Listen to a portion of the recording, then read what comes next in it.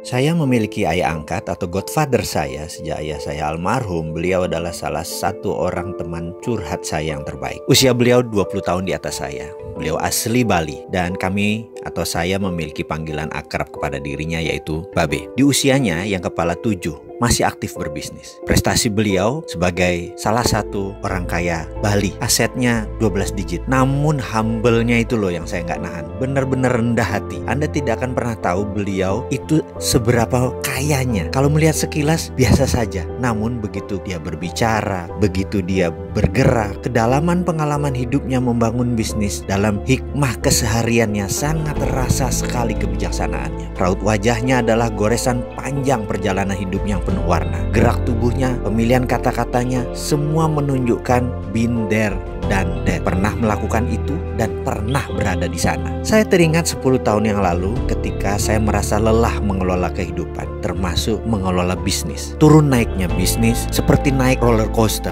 Terkadang di atas dengan aset besar, mobil berbaris kinclong. Tak lama kemudian semua hilang, bahkan berhutang. Lalu 3 tahun kemudian bangkit lagi lebih besar dari yang kemarin. Dan beberapa saat kemudian mulai lagi ke ayun turun. Alasannya beragam, mulai dari perubahan demand, perubahan peraturan pemerintah, naiknya harga bahan baku gila-gilaan, sampai manajemen yang terlalu cepat tumbuh sehingga tidak siap menghadapi winter atau musim badai. Itulah belasan tahun saya berbisnis. Saya tidak pernah mengatakan saya ini pakar bisnis. Sampailah dalam kelelahan saya, akhirnya saya memilih untuk menemui bapak angkat saya, mentor saya dan mitra bisnis saya ini. Kantornya cukup tua, sudah lebih dari 30 tahun namun asri. Di belakangnya ada taman yang sering dia pakai untuk rokokan atau jagongan, ngobrol-ngobrol ringan di sore hari. Memiliki luas 4.000 meter di tengah Kebayoran Baru dan hanya berjarak 500 meter dari SCBD Central Business District. Yang saya tahu bayar pajak PBB-nya mahal sekali. Setiap tahun dia membayar sekitar 1 mobil Innova hanya untuk bayar PBB. Tapi dia bisa bayar, itu yang lebih penting. Saya pun sore itu duduk di samping beliau di meja kayu panjang di taman tersebut dan bertanya, "Be, apa resep untuk sukses?" Ternyata dia diam saja, hanya menatap mata saya lalu menyedot rokok favorit. Mendapat respon begitu, saya tanya ulang lagi, "Be, apa resep sukses?" Kali ini dia tidak melihat saya, namun tetap merokok, menghisap sangat dalam.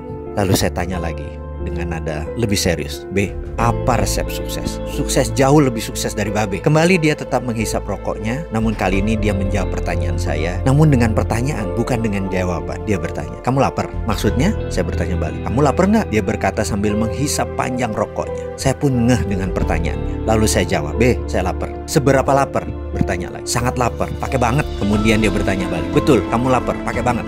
"Iya," saya jawab cepat. Lalu dia berkata, "Kalau kamu lapar banget, sangat lapar, maka kamu tidak perlu penjelasan. Kamu nggak perlu ilmu, kamu nggak perlu saya. Kamu pasti tahu cara cari makan. Bahkan di agama kamu yang Islam itu, kamu diajarkan lapar, menahannya, dan bermain dengan lapar. Itu hikmahnya dalam. Jadi kalau kamu benar-benar lapar, sangat lapar seperti saya dulu, kamu pasti tahu jalan untuk cari makan." Setelah itu dia terdiam. Saya pun terdiam panjang dengan perkataannya. Rupanya kenyang itu membuat manusia berhenti bergerak. Sementara kalau lapar, mendadak kita menjadi manusia yang tidak terhingga. Infinite being. Stay hungry, stay foolish. Ini mungkin salah satu hikmahnya.